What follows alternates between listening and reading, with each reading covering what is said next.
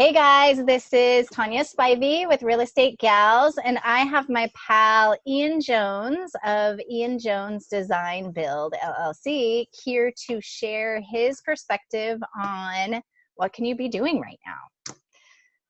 Thanks so much for joining me, Ian. Oh, happy to I'm happy to have something to do. Yes. Okay, so my first question for you is for those people that are thinking about maybe selling in the next 6 months or a year, or maybe even 2 years out, what is your suggestion on should they be making a list of stuff or should they be doing it themselves? Like, what's your opinion on that? There are certain things you definitely can do yourself. I would think that on the exterior of a house, the curb appeal, if you're getting ready to sell, there's a lot of things you can do and you don't have to be an expert, or you can go check out a YouTube video on how to prune a rhododendron bush, or, you can rake up leaves and you can spread beauty bark yourself, or you can spread fertilizer on your yard so the grass is green, because that's curb appeal. I wouldn't plant a bunch of stuff because less is more. And whoever's going to buy your house, and this is going to come up frequently in the conversations, that whoever's going to buy your house is most likely going to have different tastes than you. So don't go and try to get all extravagant doing stuff. Just keep it simple, clean lines, and don't do too much. On the inside of your house, there are definitely things you can do. You can paint if you're handy with paint. Some people aren't. And I would say, if you're going to get ready to sell your house, paint simple off-whites or neutral colors. Again, the chances are if you pick a color that you really love, whoever buys your house probably isn't going to love that color. But definitely you want to have fresh paint on the inside of a house before you sell it, so that the buyer agent doesn't have a chance to say, oh, well, we're going to have to paint this, and so we need $5,500 off the list price. Big things that I have done for people that are selling I had a client that had this beautiful house up in Greenwood in Seattle, and it was just remarkable. It was about a 100-year-old house, but the kitchen was about 60 years old. And so they had an agent come to their house and say, man, your house is beautiful, but you can't sell it without redoing your kitchen.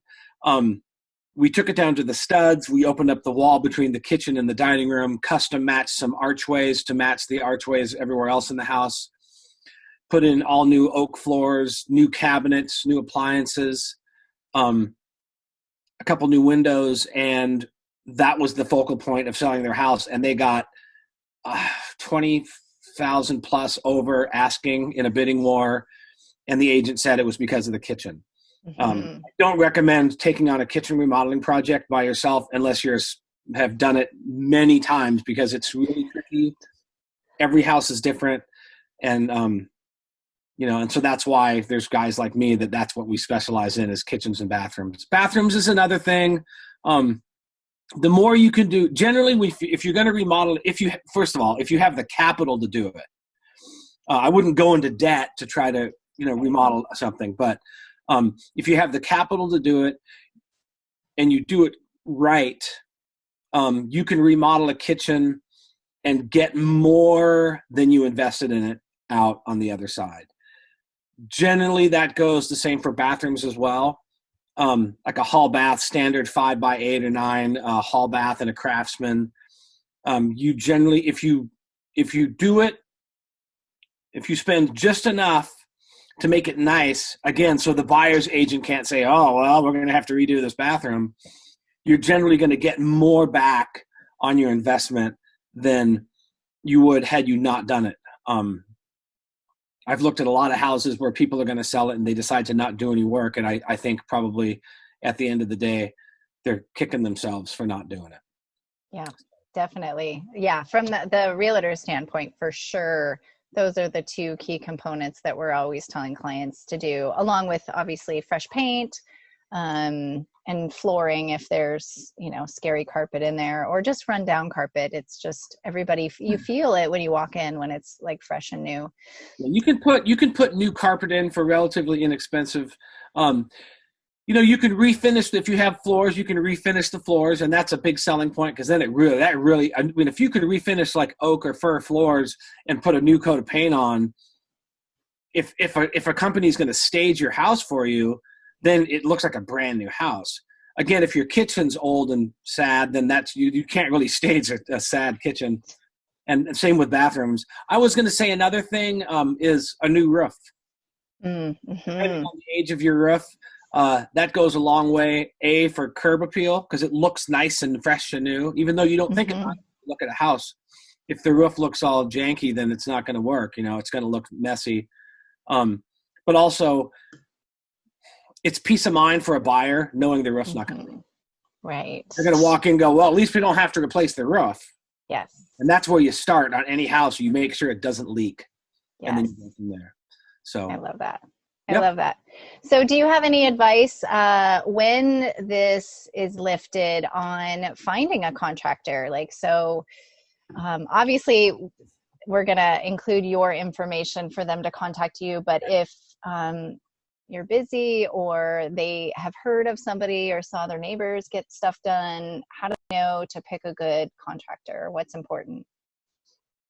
The most important thing I can say on picking any contractor is check their references and ask questions to make sure that it's not just the reference isn't just their buddy. Ask if you can come see the work. Mm. I have a reference sheet that's a mile long, and most of the people will say, yes, come and take a look at the kitchen, or come look at the bathroom, or we're happy to have you walk through the basement that he remodeled, and then they say it may not be clean, because they've been living in it. Checking references is really important. Web searches are good. I would really kind of stay away from looking at comments on places like Angie's List or the Better Business Bureau, because those are like paid places, and most really good contractors I know aren't even associated with them. And you can check, and there might be a bad comment from 4 years ago that you didn't even know about. I have one. There was one on there. I was looking at something that I ended up Googling. I Googled my business name, and I found there was a lady from like 4 years ago who just, it probably wasn't a good fit for our company, because that's what we do. We go out, we look at stuff, and if we don't think it's a good fit, we tell them. And then she got all angry and wrote a really evil thing on Angie's List. I hadn't even seen it. It doesn't really bother me one way or the other, but stay away from those places. There are things like the Master Builders Association you can go on, and they have good accredited contractors. And let me see, what else? The other thing I can say is that if for what we just talked about, as far as small projects, one of the things you can do in your house, let's just say you're going to refinish the floors and you're going to paint, but you've got kind of tacky old nasty baseboard, or it's MDF and it's kind of nasty. And let's say, what if I just replaced the baseboard and the door casing in my house, which is a huge facelift for a place for a relatively small amount of money. If you don't have like a nail gun and a compressor and a chop saw and the ability to really put in trim, what I would do is I would go down to a local store that sells where the tradespeople buy their materials, like a Dunn Lumber. I'm a big fan of Dunn Lumber. They're a locally family-owned company. They have locations all over the Sound. Limback Lumber in Ballard is another great one. Black Sock, I think they're out of business. But I would say like those places, or a BMC if you're over on the east side, and go into one of those places and walk up to one of the old guys who works there and say, hey, look, I don't need a huge remodel done. I'm just looking for someone who can come and change out the trim, maybe put up some crown molding in a room to kind of dress it up a little bit. And those guys are going to know who those carpenters are that have been coming there for 20 years, and ask them, and they're going to give you a referral that's not going to look bad on them, because if you hire someone on their referral and they screw up your house, you're going to go back and say, hey, and you're going to go to the owner of that company and say, hey, your guy recommended this guy, and he stole my TV or whatever. So you're going to get good recommendations from the folks who work at those local lumber stores. Yes, I love that tip. That's so good. That's so good. I've gotten a lot of calls from people who have gotten my name from Dunn Lumber. Yes, I love it. Well, it's like people helping people, right? Like, yep. The guys at Dumb Lumber are making money from sending you business. Right. It's just a One of the things I was going to say, so this is an interesting time that we're going through. My company, I work on one job at a time. So when someone hires me, they get me from the beginning to the end, 5 days a week. I do all the work. I don't have any employees. So some of these other companies, most of the good companies are going to be 2 to 6 months out because they've got jobs they're working on, and then they've got ones that are in queue that have already paid a deposit, and they're next on the list, come hell or high water. Well, the government has basically come in and said, you cannot go to work. So there are projects right now, like we just discussed before the call, that are right in the middle of like a kitchen that's down to studs, and that house is without a kitchen, and the government doesn't care. They're saying, we got to stay home or we're going to take away your business license. So my guess is that coming out of this, if you say, well, I think what we're going to do is we're going to sell our house now or whatever, we want to get someone to remodel our kitchen.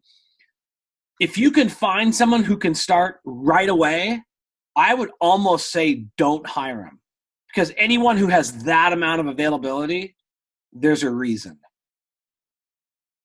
It's kind of a weird thing to say, but it's kind of a running. If you can find a contractor that you really want to work with, most of us know each other, and we've done trade shows together, and we're friendly, and we refer each other back and forth to each other. So if you call one of the guys at Axiom, or you call one of the guys at JAS, and you say, oh man, we really kind of have a timeline, and they say, we're just too busy, feel free to ask, can you refer me to someone who you think is reputable? And chances are they will give you 3 names. Now, all of those 3 might be busy as well, but you don't know if you don't ask. Right. So. And it sounds like it would be, if the plan is to start a remodel, to start making calls sooner than later so you can get on their list, right? Yep. And if your remodel is like on a kitchen remodel in Seattle proper, if everything's going back in the same spot, you don't need a plumbing permit. It's a pull and replace. Now, if you open up the walls, by code, you're supposed to bring the kitchen up to code electrically, but that's an over-the-counter. That's a permit that the electrician gets. But if you're talking about taking out walls and moving stuff or changing and adding a window, now that's going to be a permit that's going to be subject to field inspection, or what everyone in the trade calls a stiffy. That's going to be, once you start getting into permits, some of those permits can, like an over-the-counter permit, can like a subject to field inspection. If you get a good drawing, you can go in and generally get that within a day or so. But if there's any sort of engineering or a beam that needs to go in, you really want to start thinking about getting that going 6 months before you start doing the project, because sometimes, because every single person I know that draws, like architects or structural drawer, people that draw stuff, they're 2.5 months before they can even pick up a pencil and start working on your project because they're so busy. I mean, just look around Seattle. There's construction everywhere. Right. So there's only that many. And then also the structural engineers, massively backlogged. So if you're thinking about doing a huge project, especially if you're like, well, I think let's put a second story on our house before we sell it, you want to start thinking about that really far in advance, because there's you're going to have to slog through so much paperwork before someone even swings a hammer. So that's great for those that are wanting to fall in love with their house. They're not looking to move, but they're staying where they are, but they want an upgrade. So that's a really great one. Mm-hmm. If they just bought a house and they said, sweet, we got this house, now let's put a second level on it. Yes. Just think that it's not going to happen fast, and just be the most important thing with any remodeling project is to be patient, because from the contractor side, we want it to run as smooth as possible, but it never does. There's so much stuff that's out of our control. And there's this thing called remodeling fever, and everyone thinks it's a bunch of BS when we start. And I tell every client, I said, you're going to be raring to go in the beginning, and then partway through, you're going to see all this progress, and you're going to think, this is great. Then halfway through, you're going to be like, all right, this seems like it's kind of slowing down a little bit. 3/4 of the way through, you're gonna be like, when are you gonna be done? And right before the end, you're gonna be like, get out of my house. And it happens every single job. And I tell people, I'm like, I told you it was true. But then when you're done, they're happy. They love their kitchen or they love their bathroom. And then they're all apologetic and, Yes. like, don't let the door hit you on the way out. Yes, I love it. I love it. Well, thank you so much for all these hot tips. Do you have anything as a last little tidbit for everyone out there? Well, I know the market's heating up. Again, it kind of dipped there a little bit, but it's heating back up. Everything's going up. And I think personally, I mean, I'm not an economist, but I think that, the economy was pretty strong before this came along. And I think when this does finally flatten out and clear up, I hope it's a wake-up call for everyone, but I think the economy is going to be strong. I hope the restaurants, I would say go out to eat at your local restaurant when this passes, because they're going to need it. Go see a live music show and get out there and help stimulate the economy. And I think the economy is going to be strong and the housing market's going to be strong. And, remodeling is always going to be strong because there's no shortage of old houses in this town. Yes. Or whatever town you live in. There's always a need for a new kitchen or a bathroom or a project that someone did before they did wrong and you got to have it fixed. Yes. So. Yes, I love that. Well, thank you so much for your time today. I really, really, really appreciate it. And we will include all your info. Yep, the websites, we're updating the website. We've got a bunch of new projects we're going to put on it, but it's really nice as it is. And there's testimonials. And if someone wants some referrals, just contact me. I'll be happy to set it up. Yes. And now with digital, like the digital world, I'm sure they can probably walk you through some of what's going on and you can have a conversation about it even without stepping foot in their home. Yep. Yeah. Awesome. All right. Well, thank you again so much. Have a great rest of your day. Yep. Have a great weekend.